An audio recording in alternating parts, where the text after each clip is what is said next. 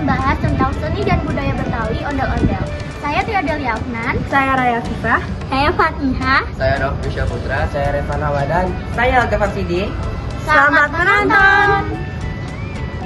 Kalian tahu nggak sih gimana awal mula munculnya ondel-ondel?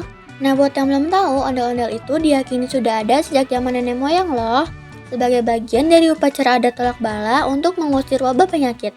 Cerita bermula di kampung Sundapura ketika wabah menyerang hampir seluruh penduduk. Saat itu belum ada dokter, sehingga pengobatan dilakukan oleh dukun. Seorang dukun mendapat wangsit untuk membuat orang-orangan besar sebagai perwujudan dewa penolong yang dapat mengusir roh jahat. Patung besar tersebut dipikul dan diarak dengan mantra dan sesaji. Setelah ritual, penduduk sembuh, sehingga tradisi ini dipercaya dengan sarana meminta perlindungan dari kekuatan gaib dan dilakukan secara rutin untuk menjaga keselamatan kampung. Permisi Bapak namanya siapa? Saya nama Muhammad Boy, tugas keamanan Setu Babakan. Oke. Ada yang saya mau izin tanyakan? bertanya ya Bapak. Silakan. Awalnya ondel-ondel digunakan untuk apa sih Pak? Ondel-ondel pada umumnya pada sejarah pada saat itu hanya untuk mengusir roh jahat atau bahala. Oke.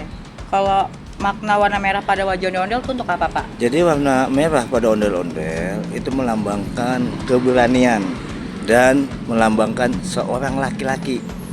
Ya kan, laki-lakian biasanya gitu. Oke.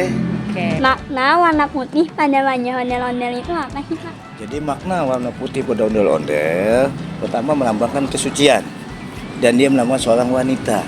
Gitu lah. Itu namanya warnanya putih. Makanya dia diwarnain putih. Ada acara apa ondel-ondel ditampilkan? Jadi ondel-ondel ditampilkan biasanya pada hajatan, ya, pesta ulang tahun DKI, gitu lah. Jadi acara-acara pernikahan kadang-kadang ada, ya, hajatan-hajatan kebetawian. Gitu. Bagaimana cara orang menggerakkan ondel-ondel? Ya kalau mau menggerakkan ondel-ondel itu orang itu masuk ke dalamnya. Ya nanti dia bahasa orang Betawi itu dipikul. Ya, dia gerakin. Oh gitu Pak. Iya. Nah, bagaimana perkembangan ondel-ondel di era modern? Ondel-ondel di perkembangan modern biasanya sekarang karena ondel-ondel itu sudah bermasyarakat, biasanya dipakai festival. Festival ondel-ondel, ya kan? Edukasi sekolah-sekolah. Dikasih tahu lah, masuklah pelajaran itu sekolah-sekolah. Biar generasi muda mengetahui bahwa budaya kota itu inilah salah satunya ondel-ondel. Dan ondel-ondel itu jangan salah, termasuk ikon. Ikon Betawi. Mungkin nanti nggak tahu ada 8 ikon Betawi, termasuk ondel-ondel itu. Cara menarik minat generasi muda gimana sih, Pak? Cara menarik generasi muda untuk ondel-ondel budaya Iya. Betawi, pastikan harus dikasih pelajaran.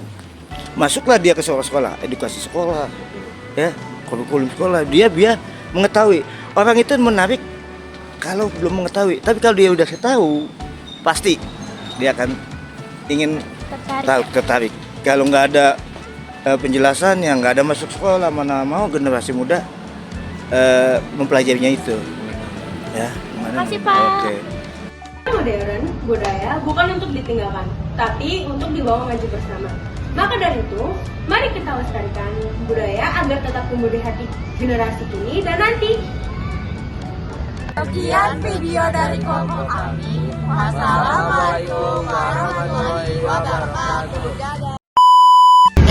Ada kembang kelapa. Tahu kembang kelapa? Kembang kelapa itu bukan kembang yang di pohon kelapa. Beli rambut ondel-ondel. Kedua, gigi bala. Tahu gigi bala? Tahu. Terus kalau wanita pakainya kebaya, keranjang. Ini kebaya keranjang, itu salah satu. Kalau cowoknya sadaria. Makanan dan minumannya kerak dan bir bentol. Itulah maksudnya. Enggak. Jadi hanya dua. Yang masuk ikon itu hanya dua. Kerak telur dan bir bentol. Ya. Dan lain dan fenomen nggak masuk ikon. Kenapa tidak masuk? Apa kadang kok dodol nggak masuk? Iya. Bukan gitu. Karena di daerah lain pun ada dodol. Dodol Garut. Nah, gitu kan. Macam-macam ada dodol. Itu makanya tidak masuk. Yang masuk itu hanya yang ada di kayak